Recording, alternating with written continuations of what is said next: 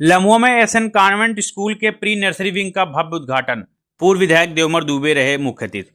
लम्हों कृष्णानगर स्थित SN convent senior secondary school में गुरुवार को आधुनिक प्री नर्सरी विंग का भव्य उद्घाटन पूर्व विधायक देवमर दुबे ने फीता काटकर एवं दीप प्रज्वलित कर किया। उन्होंने कहा कि बच्चों के शुरुआती वर्षों की शिक्षा उनके भविष्य की मजबूत नींव होती है और प्ले वे पद्धति समय की आवश्यकता है। कार्यक्रम में फिल्म स्क्रिप्ट राइटर एवं गीतकार रितेश सिंह रजवाड़ा ने रचनात्मक शिक्षा पर बल देते हुए विद्यालय की पहल की सराहना की। विद्यालय के प्रबंधक अनिल दुबे, ट्रस्ट की सचिव उर्मिला देवी और एकेडमिक डायरेक्टर संदीप दुबे ने बताया कि नया विंग बच्चों के सुरक्षित, आनंददायक और सर्वांगीण विकास को ध्यान में रखकर तैयार किया गया है। समाज सेवी विद्याधर तिवारी भी कार्यक्रम में मौजूद रहे। प्रबंधक अनिल दुबे ने बताया कि इस सत्र में केवल 30 बच्चों का प्रवेश होगा तथा 25 से 30 जून तक बालिकाओं का प्रवेश निःशुल्क रहेगा। उद्घाटन के दिन 8 बच्चों ने प्रवेश लिया है।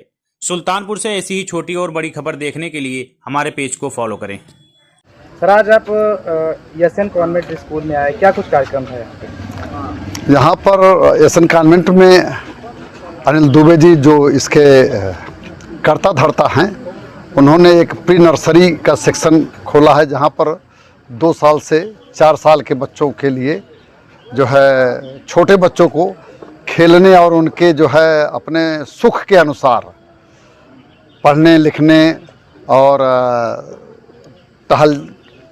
चहलकदमी के लिए सब व्यवस्था की गई है और उनको पढ़ाने लिखाने के लिए और उनको संस्कार देने के लिए ये किया है। तो उसी के उद्घाटन समारोह में यहाँ आया था। सर, आपसे एक चर्चा करना चाहूँगा। लखनऊ के कोचिंग सेंटर में जिस तरह से हादसा हुआ, अपने क्षेत्र में इस तरह के हादसे ना हो, इसके लिए आप लोग क्या कुछ प्रयास कर रहे हैं अभी? देखिए, माननीय योगी जी ने सीधे अभी आदेश किया है कि जो नीचे अंडरग्राउंड जितने भी बिल्डिंग हैं वहाँ पर कोई हॉस्पिटल और कोई कोचिंग सेंटर वगैरह न चलाया जाए। सख्ती से उन्होंने इस बात का आदेश निकाला है। कब निकाला? और ये परसों से आप लोग देख रहे होंगे, सोशल मीडिया आप लोग भी चला रहे हैं, सोशल मीडिया पर भी है, न्यूज़पेपर में भी है। उसके साथ ही साथ मैं सभी लोगों से यह भी कहूँगा कि जो लेटेस्ट गैजेट के तहत जो है गेट बंद करने के खोलने का जो ये सिस्टम रखे हैं, हमको लगता है हमें इतना ज़्यादा हाईटेक नहीं होना चाहिए।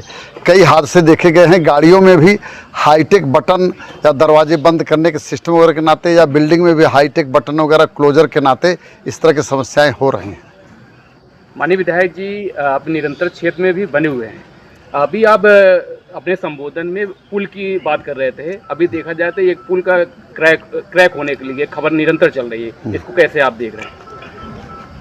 देखिए, अभी हमने देखा नहीं, मैं आज को और यह निश्चित जानिए कि यह एक तरह से मेरा चिंतन है यह पुल, और मेरे द्वारा ही कहते हैं लोग पुल से पुलकित लम्ब हुआ।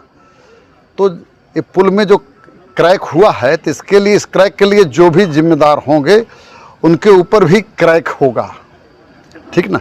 और यह पुल ठीक होगा। और आप जानते हैं कि योगी सरकार में अगर कोई इस तरह की लापरवाही किया तो उसके लिए कोई क्षमादान जैसी कोई चीज़ है नहीं।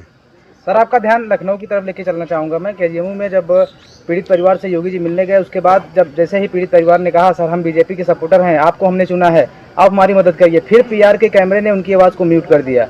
अखिलेश यादव ने कहा कि इस तरह की चीज़ें क्यों कर रही है योगी सरकार? देखिए, ऐसा है, मैंने अभी कहा कि कुछ चीज़ें, मान लीजिए किसी के मुंह से कोई अपशब्द ही निकल जाए तो आप जैसे जो जिम्मेदार मीडिया हैं उनकी जिम्मेदारी होती है कि उन सब अपशब्दों को भी डांट करके निकालते हैं।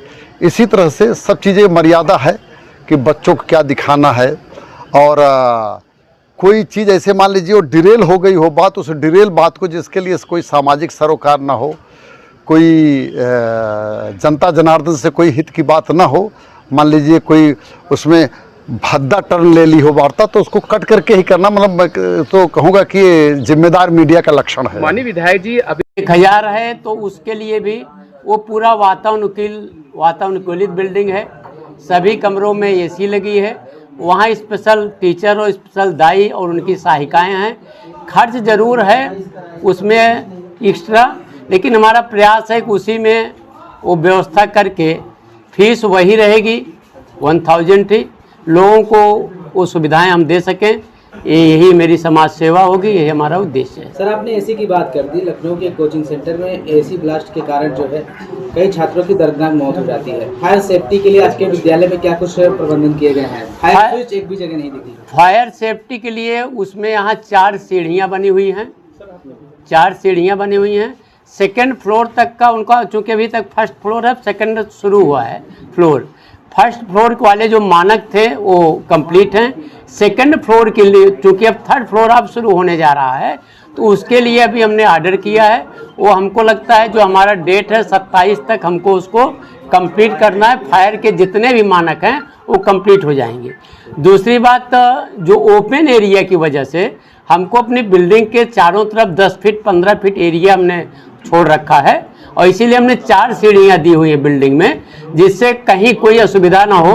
और एसी बिल्डिंग को हम सिंगल बिल्डिंग ही रखे हैं, जिसकी वजह से उनके चारों तरफ वो कहीं से भी निकल सकते हैं, चारों तरफ उनके रास्ते हैं और चारों तरफ का एरिया ओपन है, तो कहीं से भी निकल सकते हैं। घर का जैसा माहौल है, बिल्कुल घर की तरह वो बिल्डिंग बनी है।